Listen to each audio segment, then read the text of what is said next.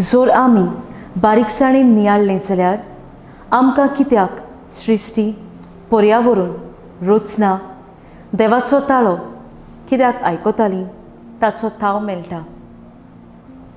पयले सुवातेर जेजू देव जावन आसलो. देव रचणार ताणेंच ही सृश्टी रचली जाल्यार ती ताचेंच आयकतली.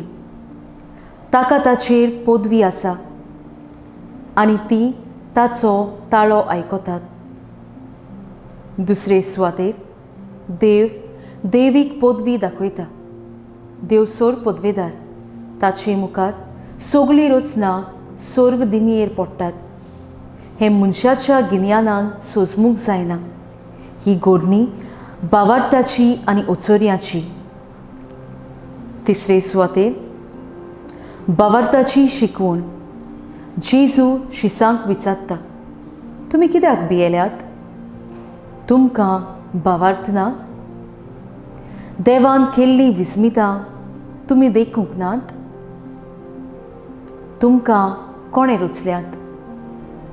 हें नियाळून भावार्थ अखंड करून देवाचेर विस्वास दवरूंक आमकां सगळ्यांक उलो. चवथे सुवातेर जेजून बासावणी शार्ती पावयली. आदल्या कोरारांत देवान संवसार रचून आपली पदवी दाखोळ केली. उपरांत पळेतांव दर्या दोशी जावन इस्रायल पोरजेक राखलीं. फातरांतल्यान उदक सुटलें. कुपांतल्यान देव दिश्टी पडलो.